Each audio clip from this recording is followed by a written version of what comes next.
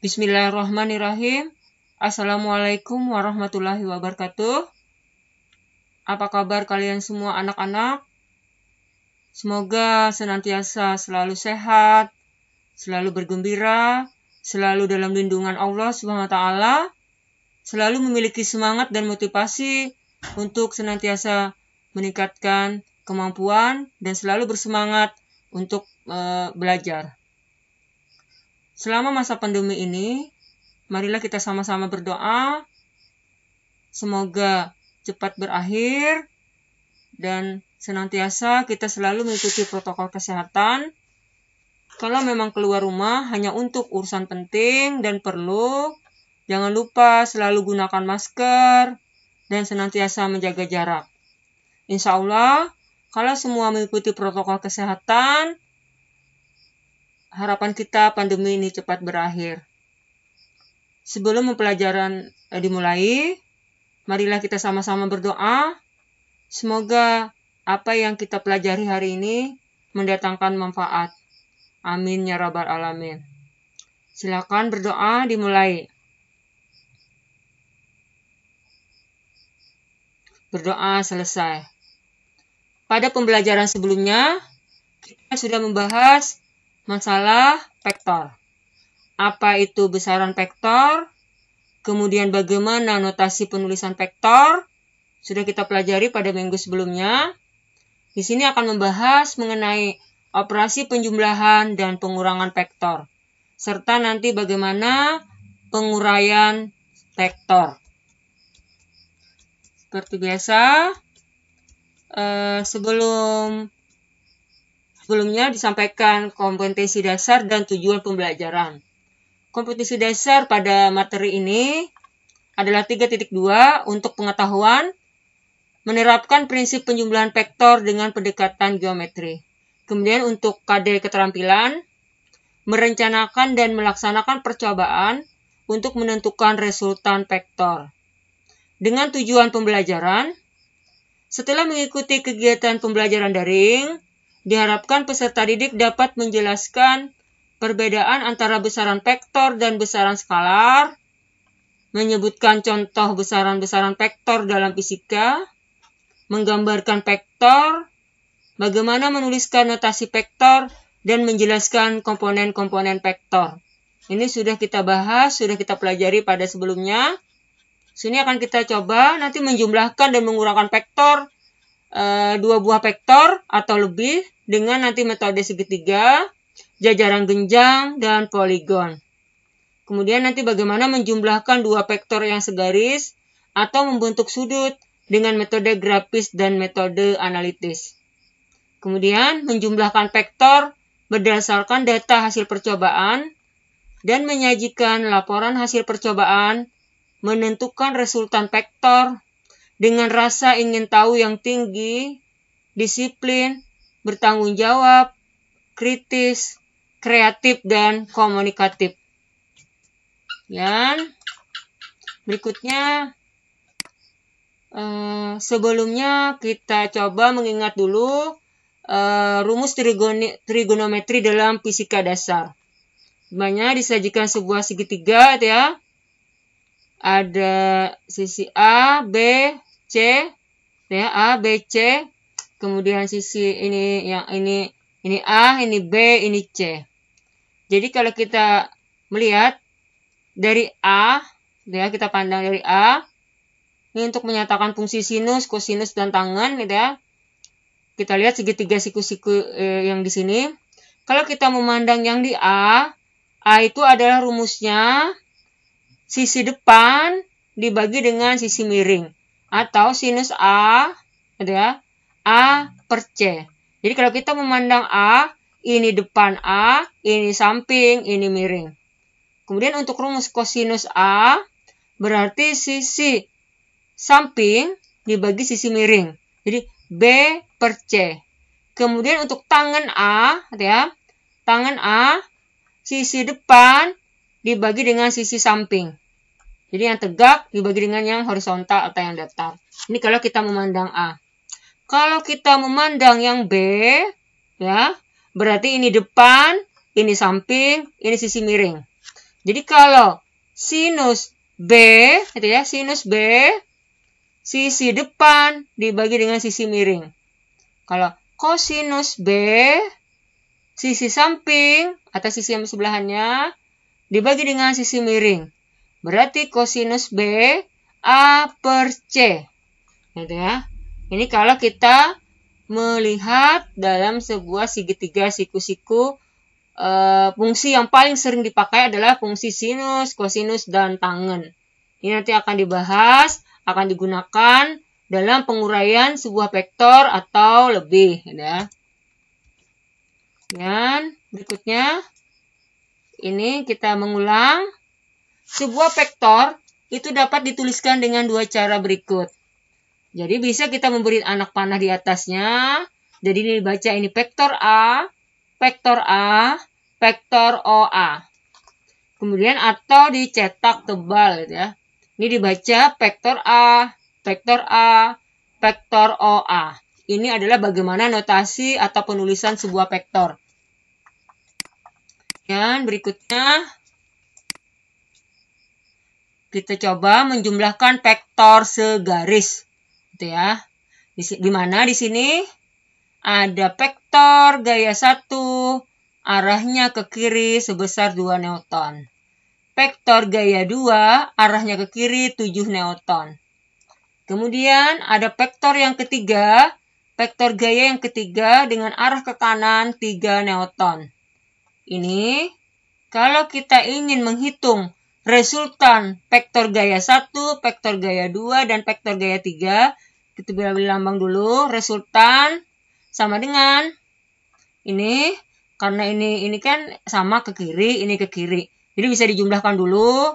2 ditambah 7, ini adalah 9, tapi arahnya ke kiri. Ditambah dengan yang arahnya ke kanan, itu ya, ke kanan, yang nilainya 3 Newton.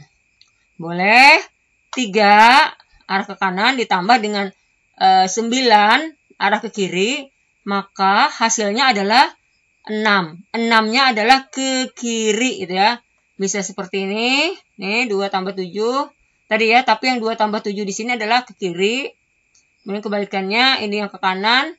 Sehingga 6 Newton yang di sini arahnya ke kiri gitu ya. Ini untuk menjumlahkan vektor segaris. Ini bagaimana vektor resultan.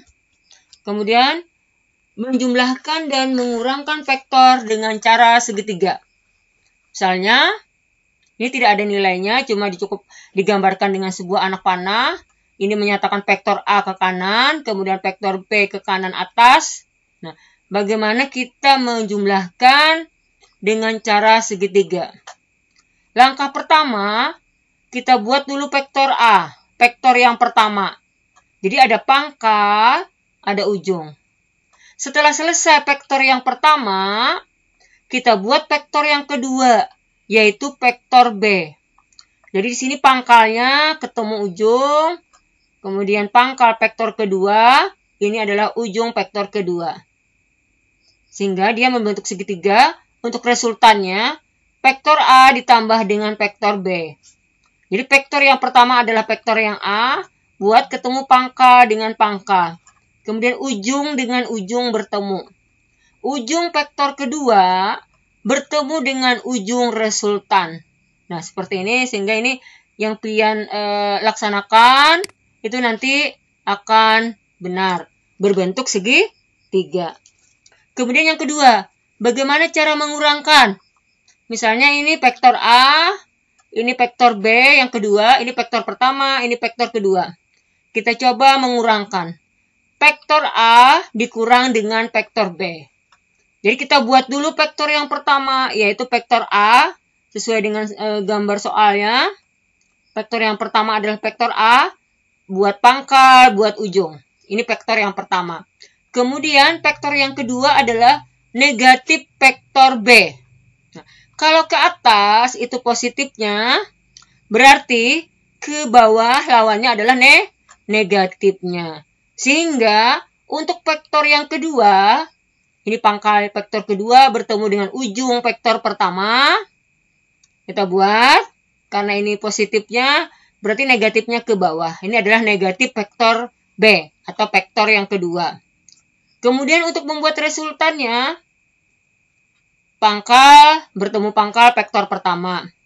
Ujung bertemu ujung dengan vektor yang kedua. Jadi ujung resultan bertemu dengan ujung vektor yang kedua. Kemudian soal yang berikutnya, contoh soal berikutnya. Misalnya ada soal seperti ini. Ini vektor A, vektor B. Lukislah vektor A ditambah dengan vektor B. Atau vektor A dikurang vektor B. Atau yang ketiga, vektor B dikurang dengan vektor A. Kita coba dulu melukis yang pertama. Dimana ini gambar soalnya. Jadi kita buat karena adalah vektor A ditambah dengan vektor B yang diinginkan. Berarti kita buat dulu vektor yang pertama. Pangkal ujung. Selesai vektor yang pertama. Buat vektor yang kedua. Vektor B. Ini positif. Terus, ini sesuai dengan gambar soal. Jadi selesai vektor yang kedua atau vektor B. Jadi pangkal ujung. Resultannya, jadi pangkal bertemu pangkal. Pangkal resultan bertemu dengan pangkal vektor pertama. Kemudian ujung resultan bertemu dengan ujung vektor kedua atau vektor B. Ini untuk melukis yang pertama. Kemudian kita coba yang kedua atau yang B.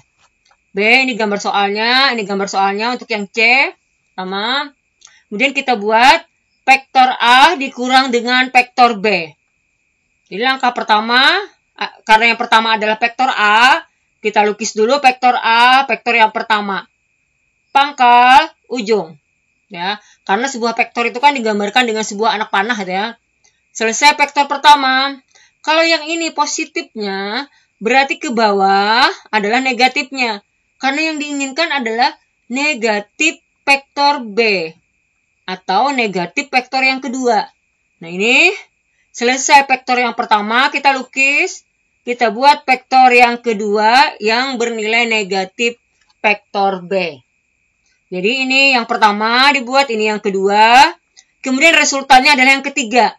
Temukan pangkal dengan pangkal, ujung ketemu dengan ujung vektor terakhir atau ketemu dengan vektor B. Ini sehingga dibaca resultan sama dengan vektor A dikurang dengan vektor B. Kemudian yang ketiga atau yang ke C, kita diminta vektor B dikurang dengan vektor A. Kalau ini A-nya, kalau ini B-nya. Berarti karena yang diinginkan adalah negatif B, berarti nanti arahnya ke kiri negatifnya ya. Ayo kita coba dulu melukis vektor yang pertama yang diinginkan adalah vektor B. Jadi kita buat dulu vektor yang pertama, pangkal ujung. Kemudian buat vektor yang kedua yaitu vektor negatif A. Ke kanan positifnya, ke kiri berarti negatifnya. Berarti di sini, pangkal ujung. Jadi langkah pertama yang ini, langkah kedua ini. Kemudian kita membuat resultannya. Pangkalnya bertemu dengan vektor pertama, ujungnya bertemu dengan ujung vektor kedua. Ya. Sehingga ini dibaca resultan sama dengan vektor B dikurang dengan vektor A. Berikutnya, dengan masih segi banyak atau yang dikenal dengan poligon. Kalau tadi kita sudah bicara masalah secara segitiga, kalau sekarang adalah dengan cara poligon. Poligon itu berarti lebih daripada 2 ya. Bisa 3, bisa 4 vektornya. Kita lihat di sini contoh soal. Vektor pertama yang vektor A, vektor kedua vektor B, vektor yang ketiga vektor C. Ini adalah gambar soal. Kita diminta melukis vektor A ditambah dengan vektor B ditambah dengan vektor C. Berarti langkah pertama, karena ini semua positif, berarti sesuai dengan arah gambarnya, ya, arah anak panahnya, karena tidak ada yang diinginkan yang bernilai negatif. Berarti langkah pertama kita buat dulu vektor yang A. Nih, kita buat pangkal ujung. Ini selesai vektor pertama. Kemudian vektor yang kedua yang diinginkan adalah vektor B. Terus ini anak panah, pangkal vektor kedua, ujung vektor kedua. Kemudian ditambah dengan C. C arahnya ke atas kiri ya. Kemudian nih kita sesuaikan dengan arahnya melukisnya. Jadi pangkal ujung vektor kedua bertemu dengan pangkal vektor pertama, pangkal ujung. Ya. Jadi sebuah anak panah itu kan ada pangkal, ada ujung, tentunya anak panah. Ini vektor yang ketiga atau vektor yang C. Sehingga dibaca, kalau mau membuat resultannya, ketemukan dengan pangkal vektor pertama, ujung resultan bertemu dengan ujung vektor terakhir, atau ujung vektor ketiga. Sehingga dibaca vektor A ditambah dengan vektor B ditambah dengan vektor C. Ini secara segitiga. Ini kita coba.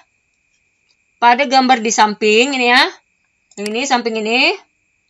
Kita diminta menentukan vektor A ditambah vektor B dikurang dengan vektor C. Nah, kita lihat dulu. Ini vektor A positifnya. Ini vektor B positifnya. Ini adalah vektor C positifnya. Sehingga kalau diminta adalah negatif vektor C, berarti kebalikan arahnya. Ya. Yang ini positifnya, yang ini negatifnya. Nah, kita coba. Kita buat dulu, kita lukis dulu vektor yang pertama, yaitu vektor A. Ini ya. Nih, pangkal ujung. Selesai vektor pertama atau vektor A, kita buat vektor B. Positif ya. Sesuai dengan gambar. Arahnya ke bawah, positif B. Vektor B. Kemudian negatif vektor C. Kalau ke sini, ke positif, berarti kebalikannya adalah negatif. Sehingga di sini, ini pangkal ujung. Negatif vektor C. Nah, selesai. Kemudian kita buat resultannya. Untuk R-nya. Ini vektor pertama, pangkalnya bertemu. Ujung bertemu dengan ujung vektor terakhir. Atau ujung vektor ketiga bertemu dengan ujung resultan. Nanti ya. Sehingga dibaca resultan sama dengan resultan vektor sama dengan vektor A ditambah vektor B dikurang dengan vektor C. Ini dengan cara poligon atau segi banyak. Berikutnya ada lagi contoh soal. Ini vektor A, ini vektor B positifnya, ini vektor C. Jadi ada 3 buah vektor. Kita diminta melukis dengan cara segi banyak atau poligon tadi ya. Kita buat dulu, ya karena yang diinginkan adalah vektor A ditambah vektor B ditambah dengan vektor C. Jadi kita buat dulu, yang pertama adalah vektor A, ya. Jadi ada pangkal, ada ujung vektor pertama. Kemudian ditambah dengan vektor B. Vektor B lurus ke kanan, sehingga pangkalnya bertemu dengan ujung vektor pertama, ujung vektor, ya, jadi ada pangkal vektor kedua atau vektor B ujungnya. Jadi ini plus vektor B, kemudian diminta ditambah dengan vektor C. Arahnya vektor C adalah vektor yang ketiga. Pangkal ujung. Jadi selesai, ini vektor A ditambah vektor B ditambah vektor C. Sehingga yang diinginkan adalah kita membuat resultannya lagi. Pangkal vektor resultan itu bertemu dengan pangkal vektor pertama atau vektor A. Ujung resultan bertemu dengan ujung vektor terakhir atau vektor C. Jadi kalau ketemu seperti ini, lukisan yang kita buat itu benar ya. Dan berikutnya kita membahas nih, kita coba lagi vektor A, vektor B, vektor C. Nah, diminta membuat resultan vektor A ditambah dengan vektor B ditambah dengan vektor C. Jadi ini vektor A, vektor B, kemudian ditambah dengan vektor C ke atas sama ini ya positifnya. Nih, sehingga resultannya pangkal bertemu pangkal resultan dengan vektor pertama. Kemudian ujung vektor resultan bertemu dengan ujung vektor C atau vektor yang terakhir. Ini masih dengan cara menggunakan segi banyak atau poligon tadi ya. Ini beberapa contoh lukisan dengan cara poligon atau segi banyak. Kita coba dengan metode jajaran genjang. metode jajaran genjang, nanti menggunakan rumus gitu ya untuk menentukan resultannya.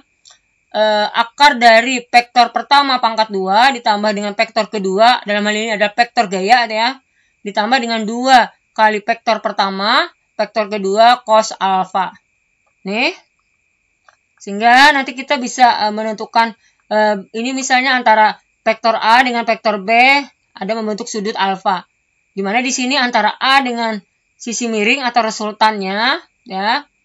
Ini vektor A adalah vektor gaya 1, vektor B adalah vektor gaya 2 ya. Sehingga sudut yang dibentuk adalah antara vektor gaya 1 dengan resultan atau C itu adalah alfa 2. Kemudian sudut yang dibentuk antara vektor B atau vektor gaya 2 itu adalah alfa 1. Sehingga masing-masing nanti bisa kita hitung. Ada sinus alfa 1, sinus alfa 2. Jadi berhadapan A per sin alfa, B per sin alfa 2 ya. Kemudian C atau resultannya itu per sinus alfa. Ini dengan cara jajar genjang. Kita coba untuk contoh soal. Misalnya terdapat 2 buah vektor gaya dan vektor gaya 1, gaya 2 dengan masing-masing besarnya 3 Newton dan 4 Newton. Jadi antara vektor gaya 1 dan vektor gaya 2 membentuk sudut 60 derajat gitu ya. Nih, kita coba. Antara F1 dengan R tadi adalah alfa 2, antara F2 dengan R itu adalah alfa 1. Jadi nanti bisa kita hitung, bukan berarti karena alfanya 60 derajat, bukan berarti 30-30 nih ya. Nanti kita bisa gunakan rumus untuk mencari besarnya alfa 1 atau alfa 2. Sekarang langkah pertama kita mencari besarnya R ini ya, resultannya. Tadi dengan menggunakan rumus, vektor gaya 1 pangkat 2 ditambah dengan vektor gaya 2 pangkat 2 ditambah 2 kali vektor pertama, vektor kedua dikali dengan cos alfa atau cos 60 derajat. Kita masukkan nilainya, angka-angkanya, sehingga 4 kali 4, 16, 3 kali 3, 9. Kalau dijumlahkan adalah 25. Ini dulu selesai ya. Kemudian ditambah dengan cos 60 derajat nilainya setengah. Sehingga 2 kali 4, 8, 8 kali 3, 24, dikali setengah, hasilnya 12. Jadi ini operasinya tinggal jumlahkan, 25 ditambah dengan 12, hasilnya adalah akar 37. Atau dengan nilai 6,083 Newton ini ya. Ini untuk resultan. Kemudian untuk mencari arah, tadi bisa kita gunakan salah satu, bisa gunakan resultannya, karena resultan tadi sudah kita hitung, per sin alfa sama dengan F1 per sin alfa 1 gitu ya.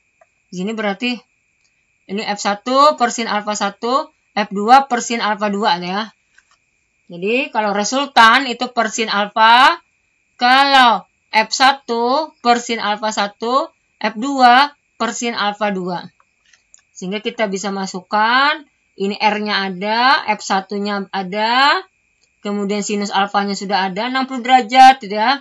Ini tadi akar 37 atau 6,083, boleh ya. F1-nya 4 Newton, alfa 1 yang akan kita cari gitu ya. Nah, di sini sinus 60 derajat dengan nilai setengah akar 3 atau 0,866, boleh ya. Boleh menggunakan setengah akar 3 atau ini sama dengan nilai yang di sini.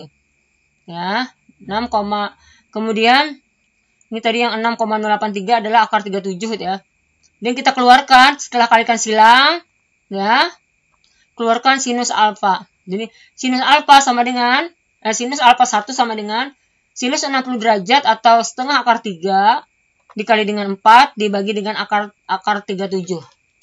Jadi boleh 0,866 ya. 0,866 dikali 4 dibagi dengan 6,083. Nah, ketemulah kita sinus alfa sama dengan 0, sebenarnya inilah 0,569 sekian-sekian. Jadi kita bulatkan menjadi 0,57 ya. Nah, sekarang alfa satunya berapa derajat? Bisa kita cari dengan menggunakan tabel sinus gitu ya. Atau dengan menggunakan kalkulator. Sini bisa pakai tabel atau kalkulator. Jadi nanti sini tekan 2 NDF atau SIP gitu ya. 2 NDF atau SIP sinus 0,57 sama dengan nanti muncul 34, sebenarnya 34,75 ya, atau dibulatkan menjadi 34,7 di sini ya. Ini untuk mendapatkan besarnya alfa 1. Sehingga alfa 2 bisa kita cari dengan rumus boleh R per sin alfa sama dengan F2 per sin alfa 2. Tapi karena ini sudah diketahui, artinya ini mudah ya. Tinggal alfa dikurang alfa 1 itu sama dengan alfa 2. Ya, ini dikurangkan yang ini sama dengan yang di sini. Sehingga berarti 60 derajat dikurang dengan 34,7. Itu nanti akan menjadi nilai alfa 2. Dan berikutnya ini bisa kita dengan menggunakan metode jajar genjang masih ya. Ini vektor A ditambah dengan vektor B. Sehingga vektor A ditambah dengan vektor B 10 satuan. Jadi resultannya di sini sudah diketahui 10 ya. Kemudian ini nilai mutlak. Kita tinggal masukkan 6 pangkat 2 ditambah 8 pangkat 2. Alfanya yang dicari. Jadi 2 dikali 8 kali 8, 2 dikali 6 kali 8. 2 kali 6, 12 kali 8, 96. Jadi 96 plus cos alfa. Dan di sini 6 kali 6, 36. 8 kali 8, 64. Sehingga dijumlahkan 36 ditambah 64 itu kan 100 gitu ya. Nanti untuk menghilangkan akar di sini, ini hilang akarnya, sininya kita pangkatkan 2. Jadi hilang akar sebelah sini gitu ya. Sehingga kalau di sini pangkat 2 berarti 100 gitu ya. Setelah kita hitung 6 kali 6, 36. 8 kali 8, 64. Nih, 36. Tinggal pindah ruas, ini kan tadi 100. Ya, 36 tambah 64, 100. Sehingga 100, ini pindah ruas. 100 dikurang 100 sama dengan 0.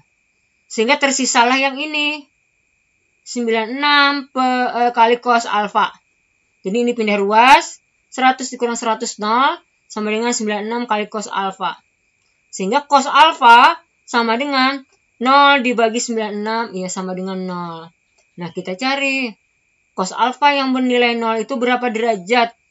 Bisa dilihat menggunakan tabel tadi ya. Kita menggunakan kalkulator. Kita dengan menggunakan SIP atau 2 NDF, masing-masing kalkulator itu kan beda. Cos 0 sama dengan nanti muncul 90 derajat.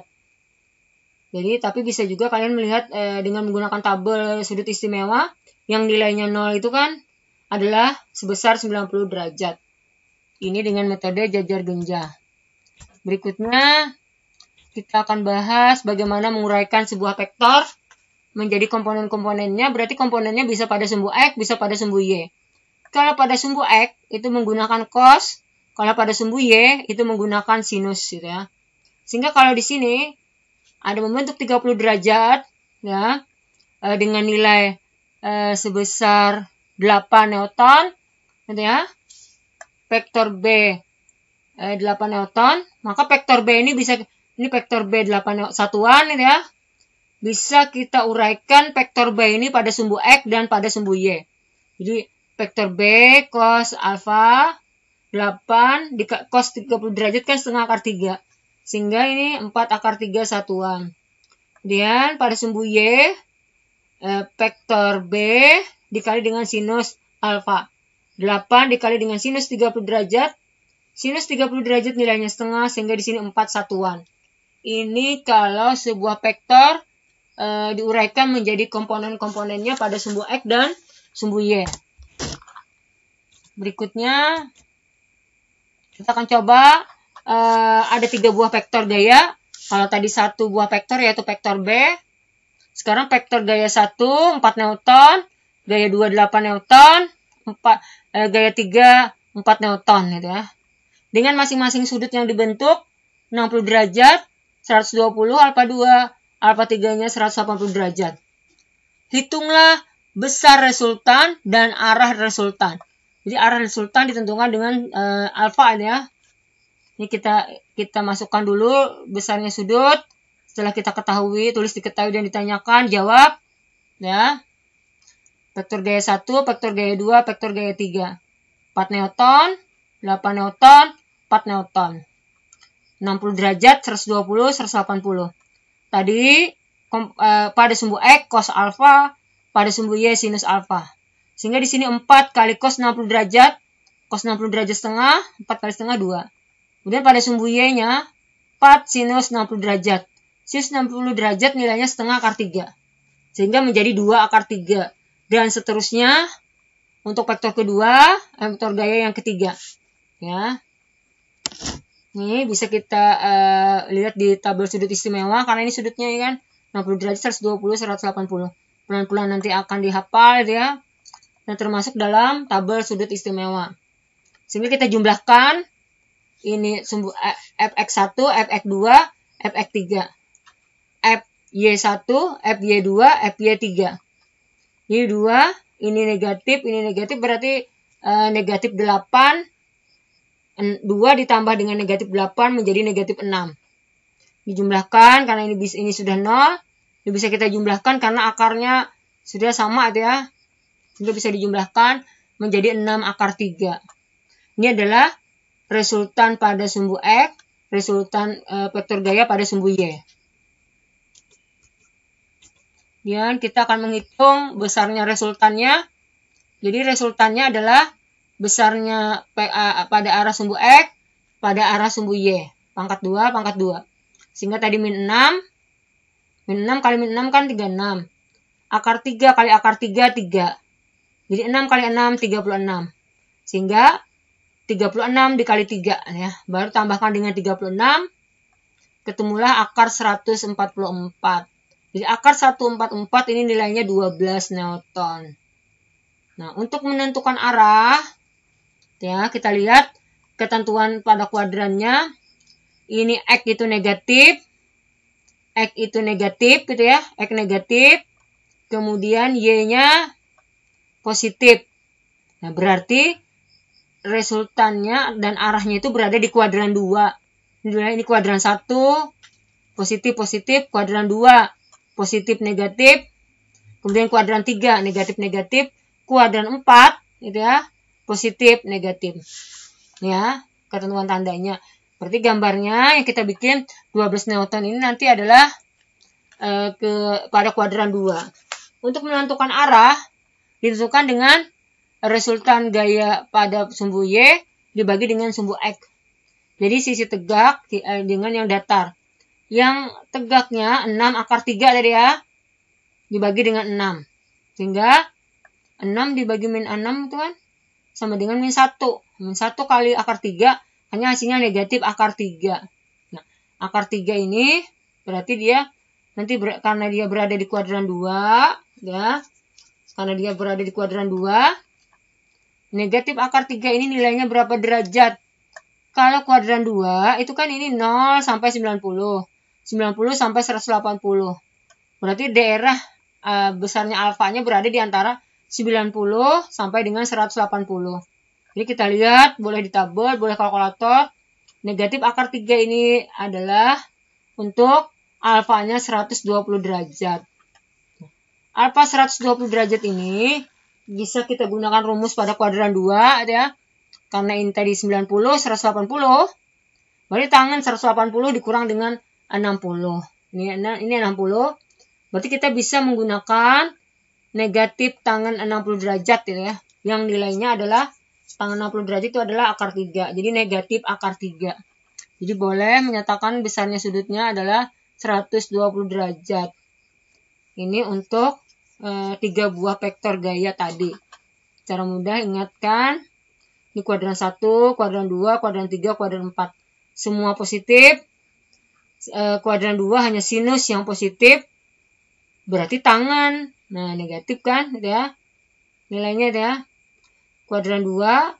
Semua sin dikat. Sinnya aja yang positif. Cos dan tangannya negatif. Kalau kuadran 3, tangannya yang positif. Kuadran 4, cosnya yang positif. Ini ya. Dibuatkan supaya mudah dihafal ya. Semua itu semua positif baik cos, sinus, dan negatif. Jadi kuadran 1 semua positif, kuadran 2 sinus yang positif, kuadran 3 tangen yang positif, kuadran 4 cosnya yang positif.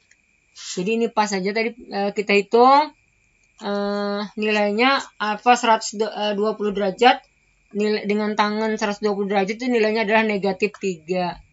Nah, ini di kuadran 2 kan nilainya negatif 3. Kalau kuadran 2 tadi hanya sin yang positif, cosnya bernilai negatif. Berikutnya, nah kita coba nanti dikerjakan. Ini ada 4 buah vektor. Gaya satunya 4 Newton, 6 Newton, 8 Newton, 4 Newton. Dengan masing-masing sudut. Nih untuk alfa 1, ini untuk alfa 2, ini alfa 3. Ya, boleh. Ini alfa 4. Boleh diambil yang di sini nantilah. Ini berarti 60 derajat, ini berarti nanti 30 derajat. Karena di sini sudah ini 90 tambah supaya 90 berarti ini 30. Berarti sisanya di sini adalah 60 derajat. Ini akan dicoba sebagai latihan di rumah ya. Karena dengan semakin banyaknya latihan kita akan semakin terampil dan bisa insya Allah. Ya. Nih. Ini juga sebagai latihan. Yang ditanyakan adalah besarnya alfa ini. Dimana resultannya sama dengan 3 kali pengurangan. Jadi ini F1, F2 kan ini resultannya tambah dengan 3 kali pengurangannya. Dimana nanti tinggal ganti nilai F1, F2 itu ganti dengan F. Ini juga sama F1 ya. Jadi bisa F1, F2 itu dituliskan dengan F saja. Jadi nanti 2 soal ini dicoba sebagai latihan di rumah. Demikian yang dapat Ibu sampaikan untuk materi operasi penjumlahan dan pengurangan vektor ya. Semoga mendatangkan manfaat. Oke, kita akhiri dengan wabillahi taufik wal hidayah. Wassalamualaikum warahmatullahi wabarakatuh.